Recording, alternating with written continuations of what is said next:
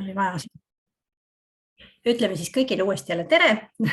Mul on hea siin, et Robert on meiega tulnud siis jagama oma kogemusi ja teadmisi kehapsühhoteraapiast ja eelkõige muidugi sellest koolitusest, mis nüüd tuleb siis kehapsühhoteraapia võtted ja simulatsioonid. Et see on nagu selline, ma arvan, selline hea sissejuhatav osa siin praegu, kuhu me siis sukeldume nüüd Robertiga, nii et ma annangi sõna kohe sulle. Ja aitäh sulle, Kairi. Ja minu poolt ka tere, ma näen palju nimesid, ma loodan, et nende nimede taga on inimesed ka. Kui te tahate ennast rohkem meiega liita, on ka tore, kui mitte, siis arusaadav.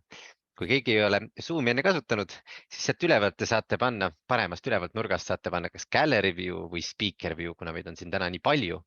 Siis kui te panete speaker view, siis te näete justkui mind suuremana ja kui te panete gallery view, siis te tõenäoliselt näete niisuguseid pisikesi pildikesi palju ja ma olen ka võib-olla siis kaugel teie jaoks. Igal juhul tere tulemast, mina olen siis Robert Randma. Ma olen kehapsühhoterapeut, nüüdsest sellest nädalast ka psühholoog, just sai psühholoogia magistratuur lõpetatud. Nii et... Oi, mõnitleme. Pikk teekond, ma tean seda, ma olen natuke kaasa elanud. Nii et ja 8,5 aastat lugesin just kokku seda treeningut olnud erinevates kohtades. Ja täna ma siis tutvustan teile jätkuseminari, kehapsühhoteraapia võtted, simulatsioonid. See seminar on siis avatud kõikidele nendele inimestele, kes on meil selle esimese etapi läbi teinud. Meil oli just enne üks seminar ja see seminar on 8 korda juba olnud sissejuhatus kehapsühhoteraapiasse. Ja siis loomulikult saavad selle seminariga ühenduda ka need, kes on osalenud minu aastases koolituses. Mul on iga-aastased koolitused ja juba 7. grupp, nii et kui sa oled selle läbinud, siis on sul ka võimalik meiega 12-13 november siis ühineda selleks seminariks, mida ma täna teile rääkimas olen ja tutvustamas olen. Ja ka need, kes siis on õppinud Sigmar Kerkeni käe all. Ja, Sigmari Kerkeni käe all ka loomulikult ja seal on ka 3,5 aastat kehapsühhoteraapia õpinguid selja taga. Nii et alustan sellega, et ma natukene räägiksin teile sellest, mida me üldse selle seminari jooksul teeme, mis seal seminaris üldse tehakse, eks. Ja et sul tekiks pilt, kuhu me siis selle seminariga nii-öelda sukeldume ja siis kui ma olen selle pildi sulle edasi andnud, siis ma tutvustan sulle selle nii-öelda selle seminari kava ka, et sul on ettekujutus, et mida me täpselt teeme ja mis see 2 intensiivset päeva meil koos, kuidas nad välja näevad. Et kui esimeses seminaris ja ka meie õpingutes, aastates õpingutes ja kui seal oli suur osa nii-öelda nende struktuuride, kehapsühhoteraapia struktuuride tutvustamisel, siis seekord me keskendume siis nende kehapsühhoteraapia struktuuride terapeutilistele eesmärkidele. See tähendab seda, et me sukeldume nüüd, kui enne me tutvusime nendega, siis nüüd me oleme samme edasi ja me hakkame vaatama, kuidas kehapsühhoteraapia võtteid rakendada. See tähendab siis seda, et mida siis erinevates situatsioonides peale hakata. Ja kehapsühhoteraapia siis psühhodünaamiline psühhoteraapia meetod keskendub siis arengutraumadele ja need arengutraumasid me olemegi juba rääkinud, me oleme rääkinud lõhestumisest, me oleme rääkinud sümbioosist, me oleme rääkinud seeshoidvast ja selles kursuse alguses ma tutvustan neid üle ka. Sest et ma saan aru, et osadel inimestel on sellest kursusest palju aega möödas ja oleks vaja natukene üle vaadata või meenutada, et ma siis kursuse esimesel poolel korraks käin need kiirelt nii-öelda vaatame ka, et me saame nendest seisunditest aru. Et arengutrauma ise oma olemuselt on siis meie süsteemi kohandumine meie keskkonnale. See tähendab ja ulatub siis alates nii-öelda üsa kogemusest ja sealt edasi liikudes siis sünnini, sealt sümbioosi, sealt tekib tahtekonflikt, seksuaalsus, kõik need etapid, mida me läbime ja nendes kõikides etappides on meil siis sellised arenguülesanded ja ma arvan, et suhteliselt kõigil inimestel on erinevates arenguperioodidest pärit teatavaid arengutraumasid, mis on täiesti normaalne ja mis meil kõigil on. Ja need arengutraumad on olulised sellepärast, et nad tekitavad meile viisid, kuidas reageerida. see tähendab seda, et me võime küll mõelda, et see on midagi, mis juhtus minevikus ja see on ammu selja taga, eks, aga tegelikult reaktsioonid, impulsid, käitumisviisid, hoiakud, need leiavad aset kõik olevikus. Olgugi, et nende algsünd ja tekkija on pärit varasest minevikust, siis meie reaktsioonid, meie atraktsioonid, meie hoiakud, meie viisid armastust teenida, meie viisid ennast kaitsta, kõik need leiavad aset nüüd, praegu ja sinu igapäevaelus, sinu intiimsuhetes, sinu suhetes algse perega. Keegi ütles tere, tere, tere. Ja nii et need on kõik olevikus aset leidvad sündmused, nii et see ei ole mingi asi, mis kaugel leidis aset, selle algus lihtsalt leidis väga kaugel aset, eks. Aga see õpetas sinu süsteemile teatavaid viise reageerida ja teatavaid viise ennast kaitsta, teatavaid viise armastust otsida. Ja niimoodi me siis lähmegi nendesse arengutraumadesse sisse uuesti, kuhu me selle esimesel seminaril ka juba läksime, aga seekord siis teise nurga alt. Nüüd oluline, miks me kehapsühhoteraapia raames seda vaatame, et kehapsühhoteraapia on unikaalne selles mõttes, et me saame minna väga hästi töötama preverbaalsetesse perioodidesse, mida ülejäänud psühhoteraapia meetodid sageli hästi ei saa, eks. Preverbaalsed perioodid on need perioodid, kus me veel ei ole õppinud rääkima, need reaktsioonid, mida me õppinud enne seda, kui me õppisime rääkima. Lisaks sellele me vaatame ka selliseid nii-öelda perioode, eks, kus me juba rääkida oskasime, aga need on nii kaugel minevikus, et meil ei pruugi olla sellest mälestust, et me teame, et umbes 6 või 7 aastasena me siis unustame enamuse oma noorest lapsepõlvest ära, eks, aga see ei tähenda seda, et meie süsteemist kaoksid ära sellele vastavad reaktsioonid või hoiakud, meil lihtsalt kaob ära mälestus, ehk siis see lugu sellest. Nii et kõik see meie süsteem ikkagi töötab edasi sellel samal nii-öelda mängulaual, mille me oleme harjunud, et sa võid sellest mõelda kui malelauast, eks. Kui sul on malelaud ja seal on nupud peal, siis algselt olid need nupud ema, isa, vanaema, tädi, onu, õde, vend, kes iganes. Nüüd läks aeg edasi. Nüüd oled sa täna täiskasvanu, nüüd on need nupud võib-olla partner, tütar, poeg, sõbranna, kes iganes. Ehk siis see seisak või see seisund selle malelaua peal on sama, lihtsalt need reaktsioonid leiavad nüüd aset teiste inimestega, eks. Ja sageli me ei saa aru, miks me nii reageerime, me lihtsalt reageerime nii ja me identifitseerume sellega, me arvame, et see olengi mina. Mina olengi just selline inimene, kellel on sellised reaktsioonid, kellel on sellised hoiakud ja nii edasi. Aga mida me siis hakkame vaatama, on see, et see ei olegi mina, vaid see on hoopis minu viis reageerida, minu viis otsida armastust, minu viis end kaitsta, eks. Nii et need tulevad sellistest väga lapsepõlve kohtadest, mida me oleme siis läbi elu kinnistanud erinevate kogemustega järjest rohkem ja mille lõpuks me oleme saanud täiskasvanuks ja pannud sellele nime peale, vot see on Robert. Nii et suur osa nendest algsete reaktsioonide hoiakute tekkest ulatub siis väga noorde lapsepõlve ja väga noore lapsepõlvega osad kohtadega on meil mälestusi olemas, teiste kohtadega mälestusi ei ole. Ja just nende kohtade peal, kus näiteks on preverbaalsed kohad või kohti, kui mälestusi ei ole, võimaldab siis kehapsühhoteraapia meil head lähenemisviisi. Ja mida me siis selleks kasutame? Me kasutame tegelikult laias laastus võtteid psühhodraamast, konstellatsioonist, osade teraapiast, ka gestaltteraapiast ja integreerime need siis kõik kehapsühhoteraapia võtetega. Ja nüüd ma ütlesin niisuguse väga keerulise lause sulle, kus oli väga palju termineid, aga kindlasti osad teist inimestest on võib-olla ühe või teise lähenemisega kokku puutunud. Nii et kujuta nüüd ette seda, et me paneme neid asju kõiki kokku ja siis üritame luua nende pinnal simulatsioone. Eks, nii et kehapsühhoteraapias meil on 2 põhilist osa. Üks osa, mis tegeleb siis nii-öelda kaardistamisega. See tähendab seda, et me üritame mõista selle inimese lugu. Mis juhtus, kuidas juhtus, kes olid selle loo tegelased, eks. Ja siis teine osa on see, et kui me oleme selle ära kaardistanud, me oleme aru saanud, millised on need arengukonfliktid, seisakud, armastuse väljateenimise viisid, siis me hakkame üritama seda kaardistatud materjali panna teraapia tuppa, eks. Ja selle teraapia tuppa panekul me loome erinevaid simulatsioone, erinevaid kehatöid, erinevaid nii-öelda selliseid dünaamikaid, mille eesmärk on siis seesama pinge esile tuua. Me toome selle sama pinge esile, eks, ja siis me vaatame, kuidas selles pinges liikuda, mida selles pinges teha selleks, et see pinge aidata rohkem lahenduse poole, eks, või sellise kokkuvõtte poole.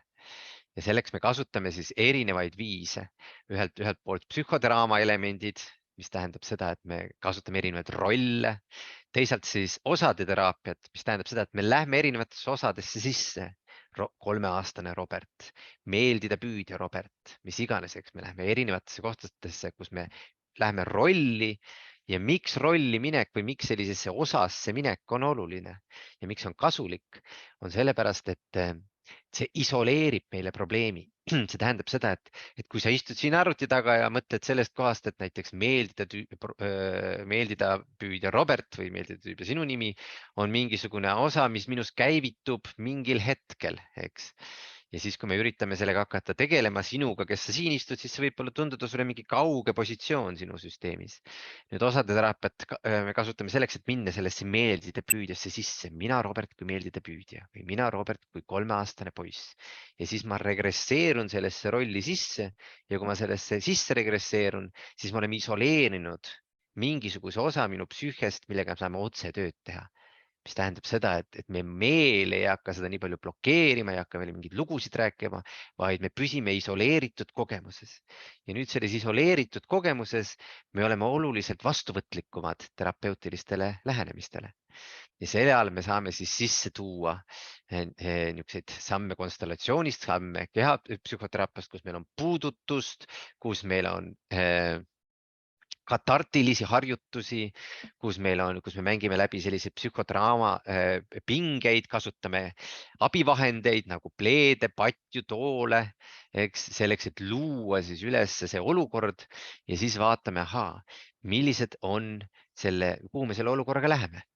Ja kuhu me selle olukorraga läheme, ongi siis see teema, mis seda seminari kõige rohkem kätkeb, ehk siis terapeutilised eesmärgid. Nii et kui me oleme aru saanud, kuhu struktuuri me vajume, millisesse reaktsioonimustrisse me läheme, mis meil on kehapsühhoteraapias defineeritud ja mida me oleme eelmisel seminaril läbi vaadanud, et kui me saame aru, kus me oleme, siis meil on iga koha kohta olemas terapeutilised eesmärgid. Terapeutilised eesmärgid sätestavad meile selle, mida see koht meis vajab. Ehk siis, mida me peaksime tegema selle koha abistamiseks. Ja nüüd me siis vaatame selle seminari raames nende erinevate kohtade terapeutilisi eesmärke ja üritame neid ellu tuua. Me tutvume nii terapeutiliste eesmärkidega kui sellega, kuidas me nad terapeutilises ruumis kasutusse võtame. Siis millised samme me teeme, kuidas me teeme ja siis, kui me oleme läbi mänginud, me teeme erinevaid demonstratsioone, me võtame inimesi, kes tunnevad ennast mingisugusest struktuurist ära, me võtame ja teeme selliseid simulatsioone ja demonstratsioone läbi, eks. Ja kui me oleme mingi demonstratsiooni läbi teinud, siis me vaatame uuesti tagasi nende terapeutilistele eesmärkidele ja vaatame, kuidas see simulatsioon, mille me nüüd läbi mängisime, rakendas neid terapeutilisi eesmärke, mida me just siis õppisime. Ja mida me paneme, üks väga oluline osa, eks, mis sellisel tööl on see, et me saame aru, et meie süsteemis on palju alla surutud materjali, eks. Meil on alla surutud emotsionaalseid laenguid erinevate situatsioonidega seonduvalt, viha, kurbust, hirmu, häbi ja nii edasi, eks. Ja me õpime aru saama sellest, et igal sellel emotsionaalsel laengul on erinevad kvaliteedid. See tähendab seda, et me hakkame aru saama, et viha ei ole ainult viha, vaid viha võib olla väga erinev. Kui sa oled sellises kaitsepositsioonis, õlad taga, rinnad kummis, viha lööd jalaga vastu maad, eks, see on selline kaitsev viha. Eks. Aga kui sa oled nii-öelda kabuhirmus ja nurka surutud, siis sa ei saa üldse oma viha kätte ja kui sa sealt üritad viha kätte saama, siis seal on hoopis teistmoodi, teise kvaliteediga viha, mis sealt võib välja tulla, mis tahab sulle ruumi teha, mis tahab sind ellu jätta, eks, kus ei ole sellist nii-öelda kaitset, kes lööb ja hoiab oma arengudraamasid oma selja taga peidus, vaid me üritame sellesse arengudraamasse tuua üles need emotsionaalsed kvaliteedid, mis just tolles on alla surutud. Ja et me saame aru seda, et viha ei ole ainult viha, vaid erinevates seisundites on vihal erinevad kvaliteedid. Ja ma toon praegu viha poolt seda näitega, see on see samamoodi kurbusega, hirmuga, häbiga, millega iganes.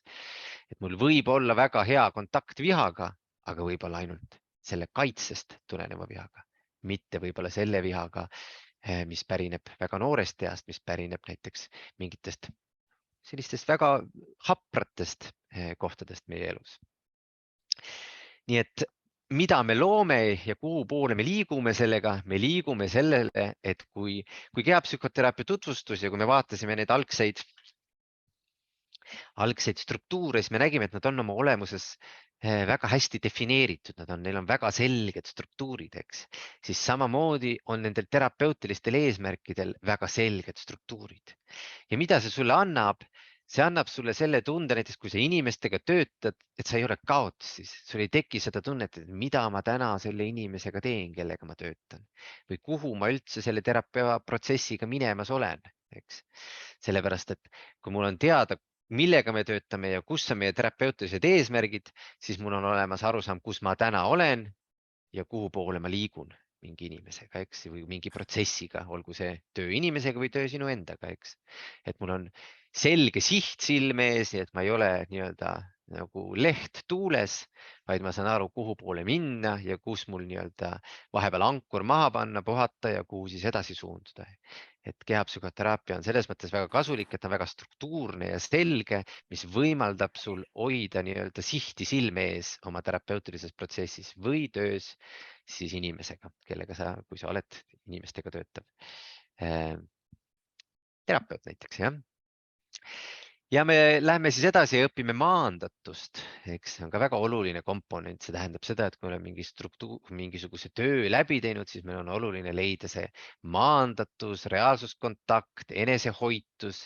Nii et meil on selliseid töid, mis toovad üles afekti, toovad üles võib-olla viha või nuttu või häbitunnet ja siis meil on selliseid harjutusi, mis aitavad mu süsteemi maandatusse tuua, mis aitavad mu parasümpaatilises närvisüsteemi tasakaalu tuua, mis toetavad mind sisemiselt, mis toetavad mind väliselt ja see on väga oluline osa, ma ütleks, et see on 50% kehapsühhoteraapiast on see, kuidas ma suudan ennast reguleerida, eks.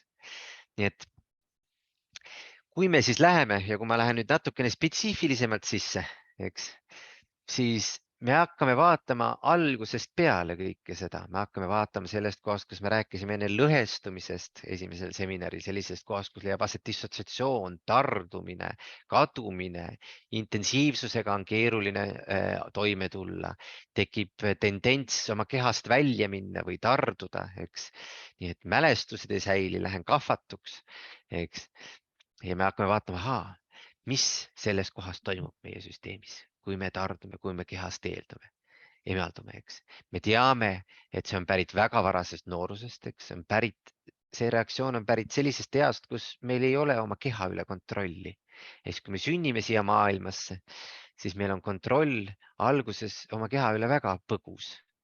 Me oskame neelata, me oskame hingata, nii et meil on diafragma üle teatav kontroll ja seedimise üle mingi kontroll, eks. Nii et see algne surutus leiab meil aset siis diafragmas, neelamises, kurgus ja nii edasi. Ehk siis meie arengu kaitsed on alati meie eakohased. Ja kui me oleme väga-väga noored, eks, siis ainukene viis ennast kaitsta, kui mingisugune ebasõbralik tegelane meil seal vastas on või kui me ei tunne, et me oleme teretulnud või armastatud, siis meie kaitseviis on irduda kehast, tõmbuda eemale. Ja nii me hakkame vaatama siis seal esimeses sammus, kuidas saada ennast kõigepealt, kuidas saada sellisesse seisundisse sisse, kus ma tardun, mis leiab vahel aset minu elus, eks. Ja siis me hakkame vaatama, kuidas me sealt kehasse tuleme. Kuidas luua kontakt kehaga, kuidas tunda, et siin reaalsusega kontaktis olemine on piisavalt turvaline selleks, et ma saaksin siin kehas olla, selle eluga kohtuda, selle elu pulseeringus osaleda, et selle intensiivsus ei laeks mind üle, et ma saaksin jääda kohale, et ma õpiksin siis suurema ja suurema laenguga toime tulla. Me teeme sellega simulatsiooni läbi, me saame aru, millised on etapid, mida me peaksime läbima, kui meil on sellised struktuuris arenguseisakud. Sealt me liigume edasi sümbioosi. Noh, sümbioos on selline, ütleme, koht, kus algab kaassõltuvuseks, kus algavad sõltuvusprobleemid laiemalt. Kuidas me üldse saime sisse sellisse primaarsümbioosi, mis meil aset leidis lapsevanemaga, kuidas see meie jaoks oli, kui järjepidev see oli, kas see täitis meie vajadusi ja kuidas me sealt välja tulime ja individualiseerisime. Ja selle koha peal me hakkame vaatama, kui oluline on kooregulatsioon, kui oluline on see, et ma väljast õpin mingisuguse seisundi ja siis ma oskan seda iseendale rakendada. Sisuliselt, kui ma nutan ja keegi ei ole mind elus lohutanud, ehk siis mind nii-öelda kussutanud, aidanud mul selle nutulaenguga toime tulla, siis on väga vähe tõenäoline, et ma ise suudan oma nutuhooga toime tulla. Siis on suur tõenäosus, et see nutuhoog laeb mind üle, mul puudub eneseregulatsiooni võimekus ja mul tekib kollaps ja mul tekib sihuke suur vaev ülesse, eks, ja ma ei suuda ennast aidata. Nii et ma olen sellises depressiivses ärevas seisundis pidevalt. Nii et selle sümbioosi puhul me hakkame siis vaatama, kui oluline on kooregulatsioon, kuidas me seda õpime ja kuidas selle suund selle eneseregulatsiooni poole on. Ja kui me selle eneseregulatsiooniga hakkame tutvust tegema, kuidas me saame sealt hoitusest uudishimusse. Sest et hoitust me hoiame alati üleval, kuni tekib uudishimu. Samamoodi nagu täiskasvanud sinal, samamoodi nagu väikelaps sinal, eks. Et ma vajan, kui sa last kussutad või kui sa ise oled niisuguses kurvas kohas, eks, siis tavaliselt sa püsid seal nii kaua, kuni sul tekib uudishimu. Eks kui uudishimu tekib, siis sa enam seda hoitust ei vaja, vaid sul tekib impulss maailma naaseda. Nii et me vaatame sellega seonduvaid harjutusi. Sealt edasi me läheme siis seeshoidvasse kohta. Seal me hakkame vaatama tahtekonflikti, eks ema ütles tee nii, mina tahtsin teha naa, eks see toimus tahtekonflikt, domineerimine ja alistumine, protestimine, kõik need teemad, eks kohandumine siis sellele eile ja piiride seadmine. Ja sealt me hakkame vaatama siis, kuidas sellest kohast edasi liikuda, kuidas selles seeshoidvas kohas, sellises kohas, kus ma tunnen, et justkui traktor sõidab must üle, eks kuidas selle koha peal jalga maha saada, kuidas tunda, et ma suudan ennast kaitsta, ma suudan tervislikke piire seada oma elus, ma suudan luua distantsi ja olla koos. Eks siis selle koha peal on meil üleval on ju vabadus ja lähedus, et meil on tunda, arvame, et kui me läheme lähedusse, siis me peame oma vabaduse ohverdama. Kui me läheme vabadusse, siis seal ei ole võimalik kogeda lähedust ja hakkame vaatama, kuidas neid kohti integreerida ja ehitame siis selle ümber. Seal on juba rohkem nii-öelda psühhodraamat, rohkem konstellatsioonivõtteid tuleme sisse selleks, et me saaksime vaadata, kuidas me saame sealt luua endale pinnase. Ja me loome selle ümber samuti simulatsiooni, liigume edasi sealt sellesse arengu ikka, kus tuli seksuaalsus, eks. See arenes meie süsteemis ülesse ja me vaatame, kuidas see nii-öelda laetus, kuidas meie süsteem sellega toime tuli ja kuidas see paneb meid võib-olla ärev olema või väga palju ärevuse ajal liikuma, kogu aeg ringi tegema, nii-öelda koristama tube, kastma lilli, lihtsalt kandma oma energiat laiali, on ju selleks, et mitte kohal olla selles ebamugavas tundes, mis meil on. Nii et me hakkame vaatama, mida me selle rigiidsusega teeme ja mis rolli seal see seksuaalsus mängib. Seksuaalsus kui viis siis ülepinget välja visata, maandada ja me ehitame sinna ümber samamoodi simulatsioone. Ja kui me oleme ja neid simulatsioone me teeme niimoodi grupis ja lisaks sellele me siis teeme neid läbi ka paaris grupitöödes, eks, et sa mitte ainult ei vaata, vaid sa hakkad praktiseerima, nii et sa praktiseerid ja vaatad, kuidas õpid selliseid simulatsioone rakendama. Ja kõik see, mida ma sulle praegu rääkisin, suur osa sellest on pärit sinu elust, mida sa tõenäoliselt üldse ei mäleta, eks. Aga need on kohad, kus sa õppisid siis tegelikult, kus ehitasid üles selle persooni suuresti, selle persooni reaktsioonid, impulsid, viisid, hoiakud, eks käitumised, nii et me hakkame vaatama, kuhu need välja ulatuvad ja millised on need algsed konfliktid, mis need hoiakud lõid ja millised on need allasurutud tunded ja millised on need konfliktid, ehk siis me vaatame mõlemat osapoolt sellest. Ja siis lõpus me hakkame vaatama seda, kuidas me saame kogu seda süsteemi kokku tuua ja kuidas me mõistame siis seda terapeutilise töö terviklikkust ja kuidas me selle terapeutilise töö toome maandatusse. Nii et kuidas me seda, ma räägin sulle natukene läbi ka, et kuidas see seminar ise hakkab välja nägema, eks, või mida me seal täpsemalt teeme. Et alguses, nagu ma ütlesin, me vaatame korraks üle praktiliselt ja teoreetiliselt korraks käime üle need kohad, mida ma olen sulle rääkinud, et sul tuleb see taust meelde, kuhu me sisenemas oleme. Ja siis me lähme ja kasutame selliseid meditatiivseid juhendatud meditatsioonipraktikaid selleks, et materjali üles tuua sinu süsteemis. See tähendab, me toome üles sinu lapsepõlvest mälestusi ja selliseid dünaamikaid selleks, et sul oleks materjal, millega sellel seminaril hakata töötama.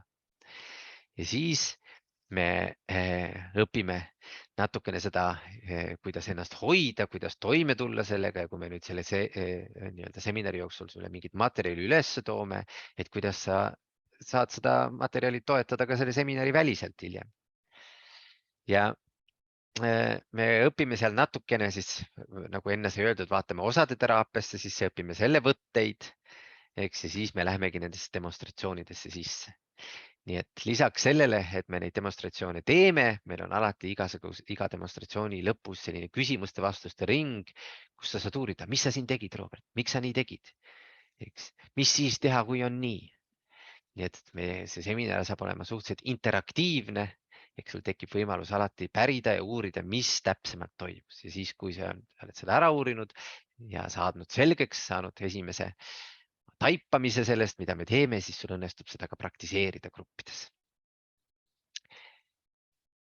Ja lõpus teises pooles, kui me oleme seda teinud, siis me hakkame vaatama ka selliseid harjutusi, mida saad ise teha, eks, mida sa saad kodus ise teha ja seal on meil erinevaid selliseid kehapsühhoteraapiast pärit praktikaid, kuidas ennast aidata kontakti mingisuguste keeruliste kohtadega ja kuidas siis nendest kohtadest ennast toetada ja kuidas nendes kohtades tuua mingisugust afekti esile.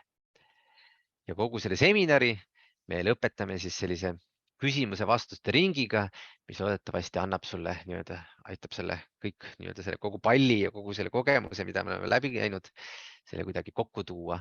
Et ma loodan, et ma saan sulle seda edasi anda niimoodi, et sul tekib selline tervik arusaam sellest, millised need kehapsühhoteraapia võtted ja simulatsioonid on ja mis nende eesmärk on ja kuidas neid rakendada. No ma nüüd rääkisin palju ja ma loodan, et ja ma arvan, et see oli väga hea selline ülevaade sellest, et ma võib-olla korraks nagu jagan iseenda seda kogemust ka, et kuna ma olen Robertiga veel õppinud koos ja me teeme just seda seminari koos ja mitu korda ma olen sellest ka osa võtnud, et ma olen ise, siin on üks osa see, et ma olen ka terapeudiga ja saan siit need võtted, aga ise kõige olulisem on see, et kuidas ma olen ära taibanud, et mismoodi minu see süsteem toimib. Et kui ma sellest nagu aru saan, siis on nagu võimalik mingisugust lahendust ja teine asi on see, mis klientidega ikkagi ülioluline on see, et tihtipeale juhtub nii, et kliendid tulevad nagu ikka samasuguses nagu mustris ja samasuguse olukorraga kogu aeg minu juurde.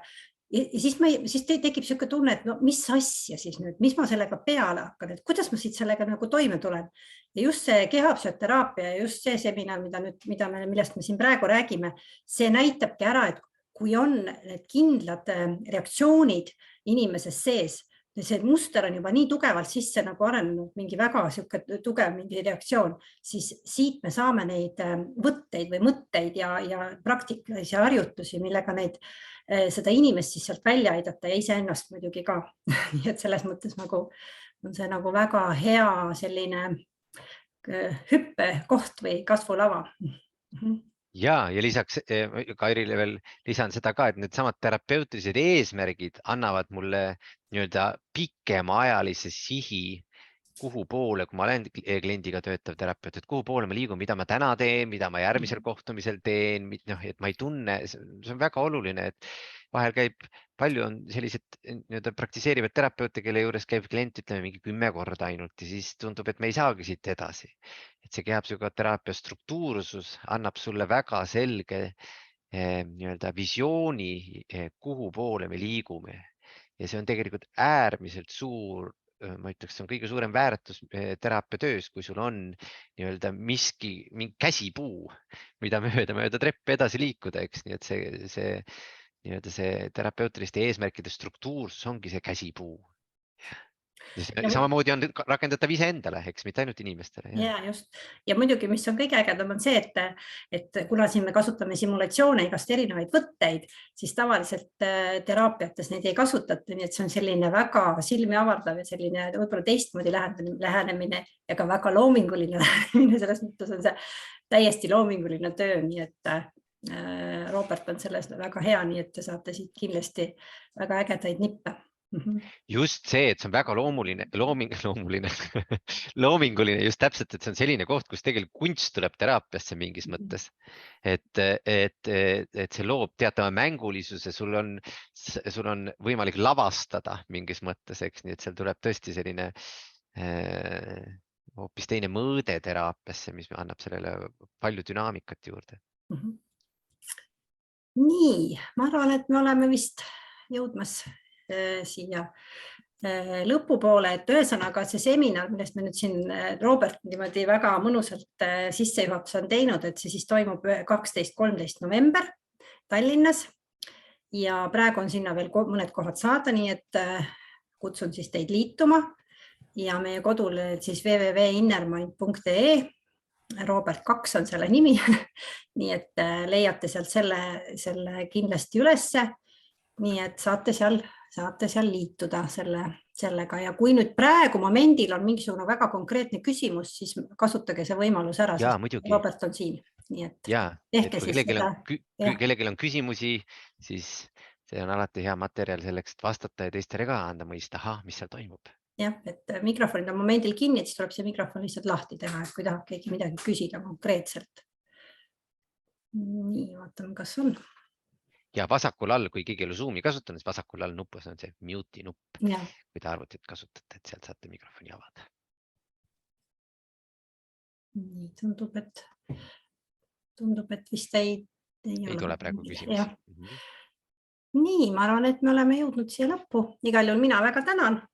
Aga Robert 1 ka veel tulemas on. Ja, eks ta mingil hetkel on tulemas. Meil just oli Robert 1. Robert 1 oli meil just siin oktoobri alguses paari nädalat tagasi. Nii et eks ta mingil hetkel ikka tuleb, aga me just tegime selle praegu ära. Nüüd me oleme siin Robert 2 juures. Just. Ja see 2 on nagu veel pikema tsükliga nagu olnud kui see 1, nii et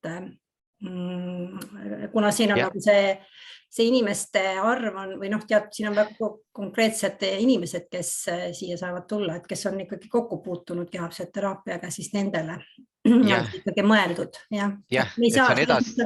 Et väga keeruline on edasi anda midagi, kui sa ei ole nagu üldse mitte millestki kuulnud, et selles mõttes vähemalt need terminid võiks ikkagi teada olla. Et kui sa sellele kursusele tahad tulla, siis sa peaksid ikka omama, näiteks olema selle Robert 1 käinud, sest vastasel juhul ma kardan, et sa kaod siis selle, et sa ei saa lihtsalt aru, millest jutt ja mida me seal parasjagu teeme. Nii, aga igal juhul vaatame, kas tundub, et praegu rohkem ei chati ka keegi ei ole rohkem kirjutanud, et igal juhul me täname ja siis kutsun teid liituma ja ma loodan küll, et me igal juhul kohtume. Ja mina loodan teid ka kõigi näha siis 12-13 november. Nii et aitäh teile. Suured tänud.